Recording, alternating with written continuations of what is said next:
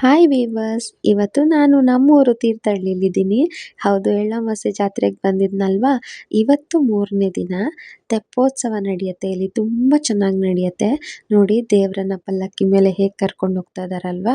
ಇದೇ ದೇವರನ್ನ ಅಲ್ಲಿ ತೆಪ್ಪದ ಮೇಲೆ ಕೂರಿಸಿ ತುಂಗಾ ನದಿಯಲ್ಲಿ 5 ರೌಂಡ್ ತೆಗಿತಾರೆ. ತುಂಬ ಚೆನ್ನಾಗಿರತ್ತೆ ನೋಡೋಕ್ಕೆ. ಅದನ್ನು ನೋಡೋಕ್ಕೆ ಅಂತ ನೋಡಿ, ಪೇಟೆಯಲ್ಲಿ ತುಂಬ ಜನ ಜಾತ್ರೆಯಲ್ಲಿ ಎಲ್ಲರೂ ತೆಪ್ಪೋತ್ಸವ ನೋಡ್ಲಿಕ್ಕಂತಾನೆ ಹೋಗ್ತಾ ಇದ್ದಾರೆ. ಸೊ ನಾವು ಕೂಡ ತೆಪ್ಪೋತ್ಸವ ನೋಡ್ಲಿಕ್ಕಂತ ಹೊರಟ್ವಿ. ತುಂಬಾನೇ ಜನ ಎಲ್ಲೆಲ್ಲಿಂದನೋ ಬರ್ತಾರೆ ವೀವರ್ಸ್. ತುಂಬ ಚೆನ್ನಾಗಿರತ್ತೆ. ಇದು ನಮ್ಮ ಗಣೇಶ ಗುಡಿ, ಅಂದರೆ ರಾಮೇಶ್ವರ ದೇವಸ್ಥಾನದ ಒಂದು ಗಣೇಶ ಆಗಿರುತ್ತೆ. ಹಾಗೆ ರಾಮೇಶ್ವರ ದೇವರ ಒಂದು ದರ್ಶನ ನಾವು ಮಾಡ್ಕೋತೀವಿ ಇಲ್ಲಿ. ಅಂದರೆ ಬೆಳಗ್ಗೆ ಕೂಡ ನಾವು ದರ್ಶನ ಮಾಡಿದ್ವಿ ದೇವರದ್ದು. ಸೊ ಈಗ ಮತ್ತೆ ಇನ್ನೊಂದ್ಸಲ ಹೋಗೋಣ ಅನ್ನಿಸ್ತು. ಯಾಕಂದರೆ ಪ್ರಶಾಂತವಾಗಿತ್ತು. ಯಾಕಂದರೆ ಎಲ್ಲರೂ ನದಿ ಹತ್ರ ಹೋಗ್ತಾ ಇದ್ರಲ್ವ. ಸೊ ದೇವಸ್ಥಾನಕ್ಕೆ ಸ್ವಲ್ಪ ರಶ್ ಕಡಿಮೆ ಇದ್ರಿಂದ ಮತ್ತೆ ನಾವು ಇನ್ನೊಂದ್ಸಲ ದೇವರನ್ನ ನೋಡಿ ಕಣ್ ತುಂಬ್ಕೊಳ್ಳೋಣ ಅಂತ ಹೇಳಿ ಅಲಂಕಾರ ತುಂಬ ಚೆನ್ನಾಗಿ ಮಾಡಿದರು. ದೇವ್ರ ಹತ್ರ ನಮ್ಮ ಆಸೆ ಆಕಾಂಕ್ಷೆಗಳನ್ನೆಲ್ಲ ಬೇಡ್ಕೊಂಡು, ಸೊ ದೇವರ ಆಶೀರ್ವಾದನ ತಗೊಳ್ತಾ ನಾವು ಕೂಡ ಒಂದು ತೆಪ್ಪೋತ್ಸವ ನೋಡಲಿಕ್ಕೆ ಅಂತ ಹೊರಟ್ವಿ. ವಿವರ್ಸ್, ನಿಜ ಹೇಳ್ತೀನಿ, ಈ ಒಂದು ದೇವಸ್ಥಾನ ಏನಿದೆ, ಸೊ ಇಲ್ಲಿ ತುಂಬ ಪೀಸ್ಫುಲ್ ಆಗಿದೆ. ತುಂಬ ಕಲ್ಲಿಂದ ಕಟ್ಟಿರ್ತಕ್ಕಂಥ ದೇವಸ್ಥಾನ ಆಗಿರತ್ತಲ್ವ. ಇದಕ್ಕೆ ತುಂಬ ಏನಂತಾರೆ, ಹಳೆಯ ಪ್ರತೀತಿ, ಪುರಾಣ ಕಥೆಗಳು ಆ ಥರ ಎಲ್ಲ ಇದೆ ಇಲ್ಲೂ. ಸೊ ಅದು ನನಗೆ ಫುಲ್ ಡೀಟೇಲ್ಸ್ ಗೊತ್ತಿಲ್ಲ. ಬಟ್ ನಾನು ಹುಟ್ಟಿ ಬೆಳೆದಾಗಿಂದ ಈ ದೇವಸ್ಥಾನಕ್ಕೆ ಬರ್ತಾ ಇದ್ದೀನಿ. ಸೊ ನಾನು ಹುಟ್ಟಿದ್ದಿದೇ ಊರಾಗಿರೋದ್ರಿಂದ ಪ್ರತಿ ಸಲ ನಮ್ಮ ಅಮ್ಮನ ಜೊತೆ ನಾನು ದೇವಸ್ಥಾನಕ್ಕೆ ಬರ್ತಾ ಇದ್ದೆ. ಸೊ ಒಂದು ಎಮೋಷನ್ಸ್ ಇದೆ ನನಗೆ. ಹಾಗೆ ಇದು ನದಿ ದಂಡೆ ಹತ್ರ ಬಂದ್ವಿ ನೋಡಿ. ಸೊ ಇದೇ ನೋಡಿ ಕುರುವಳ್ಳಿ ಸೇತುವೆ. ನೋಡಿ ಹೇಗೆ ಲೈಟಿಂಗ್ಸ್ ಮಾಡಿದ್ದಾರೆ. ಇದು ನದಿಯಿಂದ ಆಚೆಗಡೆ ಮಾಡಿದ್ದಾರೆ. ಅಂದರೆ ಈ ಒಂದು ದಡದಲ್ಲಿ ನಾವೆಲ್ಲ ಕೂತಿದ್ದೀವಿ, ಇನ್ನೊಂದು ದಡದಲ್ಲಿ ಲೈಟಿಂಗ್ಸ್ ಆಗಿರ್ಬೋದು, ಪಟಾಕಿ ಎಲ್ಲ ಅಲ್ಲಿ ಹೊಡಿತಾರೆ. ಆ ತೆಪ್ಪೋತ್ಸವ ಏನು ನಡೆಯುತ್ತಲ್ಲ ಆ ನದಿಯಲ್ಲಿ, ಸೊ ತೆಪ್ಪದಲ್ಲಿ 5 ರೌಂಡ್ ತೆಗಿಯೋ ಅಷ್ಟೊತ್ತಿಗೆ ದೇವರನ್ನ ಪಲ್ಲಕ್ಕಿಲಿ, ಸೊ ಅಲ್ಲಿ ಪಟಾಕಿಗಳು ಹೊಡಿತಾರೆ. ತುಂಬ ಚೆನ್ನಾಗಿರುತ್ತೆ ನೋಡಿ. ಆರ್ಕೆಸ್ಟ್ರಾ ಕೂಡ ನಡೆಸ್ತಾ ಇದ್ದಾರೆ. ಸ್ಟ್ಯಾಚು ಹತ್ರ ಎಷ್ಟೊಂದು ಜನ ಫೋಟೋ ತಗೋತಾ ಇದ್ದಾರೆ, ಪರಶುರಾಮನ ಸ್ಟ್ಯಾಚು ಹತ್ರ. ಹೀಗೆ ಇಲ್ಲಿ ಫಂಕ್ಷನ್ಸ್ಗಳು ನಡೆಯುತ್ತೆ. ಬಿಕಾಸ್ ಜನಗಳೆಲ್ಲ ತುಂಬಿರ್ತಾರಲ್ಲ, ಅವ್ರನ್ನ ಎಂಗೇಜ್ ಮಾಡಬೇಕಲ್ವಾ. ಸೊ ಹಾಗಾಗಿ ಈ ಥರ ಆರ್ಕೆಸ್ಟ್ರಾ ಇರುತ್ತೆ. ಸೊ ಆರ್ಕೆಸ್ಟ್ರಾದಲ್ಲಿ ನಾವು ಕೂಡ ಎಂಜಾಯ್ ಮಾಡ್ತಾ ಇದ್ವಿ. ತುಂಬ ಒಳ್ಳೊಳ್ಳೆ ಹಾಡುಗಳನ್ನ ಹಾಡ್ತಾ ಇದ್ರು ಅವರು. ಸೊ ನಾವು ಕೂಡ ತುಂಬ ಎಂಜಾಯ್ ಮಾಡ್ತಾ ಇದ್ವಿ ವಿವರ್ಸ್. ಹಿಂದೆಗಡೆ ಏನು ಲೈಟಿಂಗ್ಸ್ ಕಾಣ್ತಾ ಇದೆ ಅಲ್ವಾ, ಅದು ಧರ್ಮಸ್ಥಳದ ಫ್ರಂಟ್ ವ್ಯೂ ಏನಿದೆ ಅದನ್ನು ಅಲ್ಲಿ ಲೈಟಿಂಗ್ಸಲ್ಲಿ ಮಾಡಿದ್ದಾರೆ ನೋಡಿ. ಪಟಾಕಿ ಸ್ಟಾರ್ಟ್ ಆಯಿತು. ಸೊ ಇಲ್ಲಿ ತೆಪ್ಪದಲ್ಲಿ ದೇವರನ್ನ ರೌಂಡ್ ಹೊಡಿಸ್ತಾ ಇರ್ತಾರೆ ನದಿಯಲ್ಲಿ. ಸೊ ಪಟಾಕಿಗಳನ್ನ ಕಂಟಿನ್ಯೂಸ್ ಪಟಾಕಿ ಹೊಡಿತಾರೆ. ಸುಮಾರು ಲಕ್ಷಗಟ್ಟಲೆ ಪಟಾಕಿ ಅನಿಸುತ್ತೆ ಹೊಡಿತಾರೆ ವೀವರ್ಸ್. ಆ ಕಂಟಿನ್ಯೂಸ್ 5 ರೌಂಡ್ ಏನು, ಅದು ಫುಲ್ಲು ತುಂಗಾ ನದಿ ಹತ್ರ ಒಂದು 5 ರೌಂಡ್ ಏನು ತೆಪ್ಪದಲ್ಲಿ ದೇವರು ಹೋಗುತ್ತಲ್ಲ, ಸೊ ಪೂಜೆ ಏನು ನಡೆಯುತ್ತೆ ಅಲ್ಲಿ ಅಷ್ಟಾಗೋ ತನಕನೂ ಪಟಾಕಿ ಹೊಡಿತಾನೆ ಇರ್ತಾರೆ continues, back to back back to back back to back.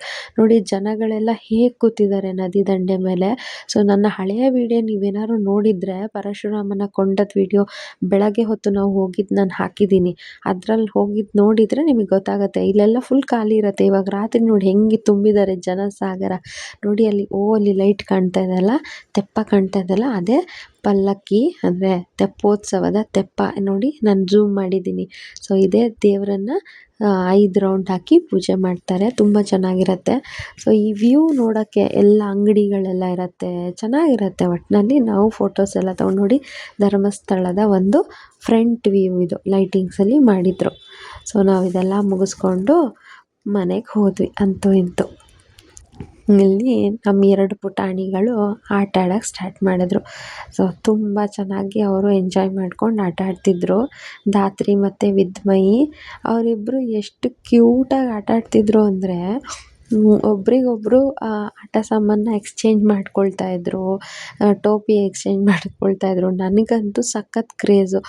ಒಂದೇ ಥರ ಕಾಣಿಸ್ತಾರೆ, ಫೋಟೋ ತೆಗಿಯೋಣ ಹಾಗೆ ಹೀಗೆ ಅಂತ. ಸೊ ಅವ್ರನ್ನ ಅಲ್ಲಿ ಮಾಮ ಹಾಗೆ ಅಕ್ಕಂದರು ಎಲ್ಲ ಅವ್ರನ್ನ ನಗಿಸೋದು, ಆಟ ಆಡ್ಸೋದು, ಹಾಗೆ ಡ್ಯಾನ್ಸ್ ಮಾಡಿ ಅಂತ ಹೇಳೋದು, ಈ ಥರ ಎಲ್ಲ ಮಾಡ್ತಾಯಿದ್ರು. ಬಿಕಾಸ್ ಅವರು ಫೋಟೋಗೆ ಪೋಸ್ ಕೊಡ್ತಾ ಇರಲಿಲ್ಲ. ಒಂದು ಪಾಪು ಪೋಸ್ ಕೊಟ್ಟರೆ ಇನ್ನೊಂದು ಪಾಪು ಪೋಸ್ ಕೊಡೋಲ್ಲ. ವಿದ್ಮಯಿ ಪೋಸ್ ಕೊಟ್ಟರೆ ಧಾತ್ರಿ ಪೋಸ್ ಕೊಡಲ್ಲ, ಧಾತ್ರಿ ಪೋಸ್ ಕೊಟ್ಟರೆ ವಿದ್ಮಯಿ ಪೋಸ್ ಕೊಡಲ್ಲ, ಹೀಗೆ ಆಗ್ತಾಯಿತ್ತು. ಸೊ ಹಾಗಾಗಿ ಅವ್ರನ್ನ ಆಟ ಆಡಿಸ್ತಾ ಇದ್ರು ಅವರೆಲ್ಲ. ಸೊ ಮಜಾ ಇತ್ತು. ಈ ಮಕ್ಳನ್ನ ನೋಡೋಕ್ಕೆ ಚಂದ ಅಲ್ವಾ. ಹಾಗೆ ನನ್ನ ತಂಗಿ ಅಲ್ಲಿ ಕಾಯಿ ತುರಿತಾ ಇದ್ಲು, ನಮ್ಮ ಚಿಕ್ಕಪ್ಪ ವಡೆ ಮಾಡೋಕ್ಕೆ ರೆಡಿ ಮಾಡ್ತಾಯಿದ್ರು. ಉದ್ದಿನಂಬಡೆ ಅಂತಾರಲ್ಲ, ಅದನ್ನು ಮಾಡೋಕ್ಕೆ ರೆಡಿ ಮಾಡ್ತಾಯಿದ್ರು. ಹಾಗೆ ಅವ್ರನ್ನ ಮಾತಾಡಿಸ್ದೆ. ನಮ್ಮ ಚಿಕ್ಕಮ್ಮ ಪಾಪ ಅವರು ಕೆಲಸ ಮಾಡ್ತಾಯಿದ್ರು. ಸೊ ಇನ್ನೆಲ್ಲ ಮನೆಗೆಲ್ಲ ನೆಂಟರು ಬಂದಿದ್ದೀವಿ ಅಂತ ಪಾಪ ಚಿಕ್ಕಪ್ಪ ಚಿಕ್ಕಮ್ಮಂಗೆ ಫುಲ್ಲು ಕೆಲಸ. ನನ್ನ ತಂಗಿನೂ ಅಷ್ಟೇ, ಅವಳು ಹಾಯ್ ಅಂತ ಇದ್ದಾಳೆ ಅಲ್ಲಿ ನನಗೆ. ಆ್ಯಕ್ಚುಲಿ ನಾನು ವೀಡಿಯೋ ಮಾಡ್ಕೊಳ್ತಾ ಇದ್ದೆ.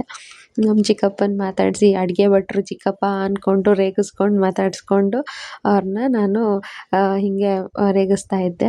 ಸೊ ಅದಾದಮೇಲೆ ಒಂದಷ್ಟು ಫೋಟೋಸ್ ತೊಗೊಳ್ತೀವಿ ನಾವು. ಇವರು ನಮ್ಮ ಮನೆಯ ಇಬ್ಬರು ಅಳಿಯಂದಿರು. ಸೊ ನಾವು ಹೊರಡ್ತಾಯಿವೆ ಇನ್ನು ಬೆಂಗ್ಳೂರಿಗೆ ಅಂತ ಹೇಳಿದಾಗ ನಮ್ಮ ಚಿಕ್ಕಪ್ಪ ಚಿಕ್ಕಮ್ಮನ ಹತ್ರ ಒಂದು ಆಶೀರ್ವಾದ ತೊಗೊಂಡು ಸೊ ನಾವು ಅಲ್ಲಿಂದ ನೆಕ್ಸ್ಟು ಹೊರಟ್ವಿ. ಸೊ ಗ್ರೂಪ್ ಫೋಟೋ ಎಲ್ಲ ತೊಗೊಂಡ್ವಿ. ಹಾಗೆ ಹಿಂದೆಗಡೆ ಅಲ್ಲಿ ಒಂದು ದೇವಸ್ಥಾನ ಇದೆ. ಅದು ಯಾವ ದೇವಸ್ಥಾನಪ್ಪ ಅಂದರೆ ಚೌಡಿ ಅಮ್ಮನ ದೇವಸ್ಥಾನ.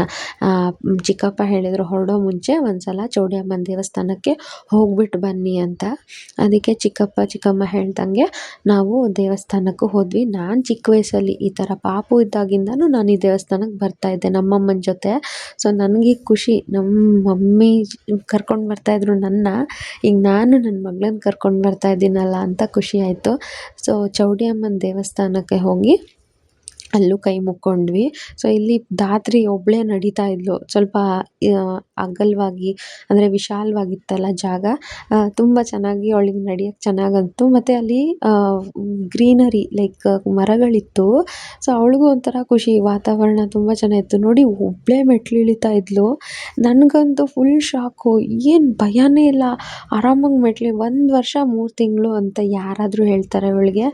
ಆ ಥರ ದೊಡ್ಡೋಳ ಥರ ಕಾಣಿಸ್ತಾಳೆ, ಅಂದರೆ ದೊಡ್ಡೋಳ ಥರ ಬಿಹೇವ್ ಮಾಡ್ತಾಯಿದ್ಲು. ಸೊ ಅದಕ್ಕೆ ನಮಗೆ ಫುಲ್ ಖುಷಿ ಆಗೋಯಿತು. ಹಾಗೆ ಅವಳದೊಂದು 2 ಫೋಟೋಸ್ ಕ್ಲಿಕ್ ಮಾಡೋಣ ಅಂತ ಕ್ಲಿಕ್ ಮಾಡಿದ್ವಿ. ಆ ಗ್ರೀನರಿಲಿ ತುಂಬ ಚೆನ್ನಾಗಿ ಕಾಣಿಸ್ತಾ ಇತ್ತು. ಸೊ ಇದೇ ಚೌಡಿ ಅಮ್ಮನ ದೇವಸ್ಥಾನ.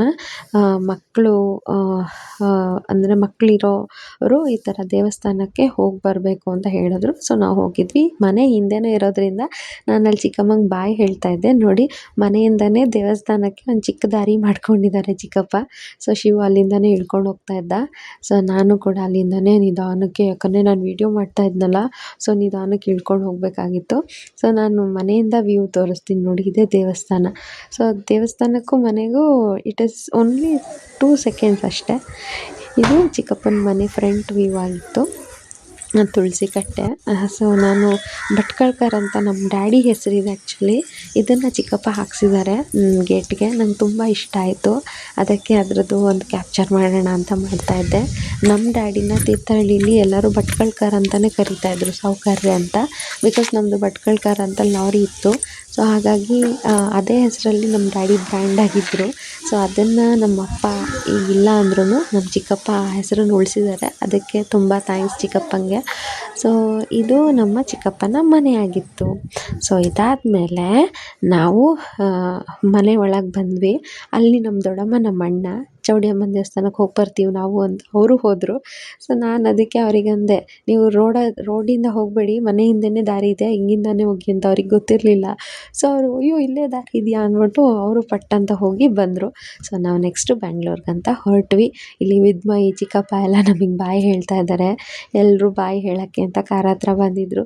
ಸೊ ಬಾಯ್ ಹೇಳಿದ್ರು. ನಾವಿಲ್ಲಿಂದ ನೆಕ್ಸ್ಟು ಬ್ಯಾಂಗ್ಳೂರಿಗೆ ನಮ್ಮ ಪಯಣವನ್ನು ಸ್ಟಾರ್ಟ್ ಮಾಡಿದ್ವಿ.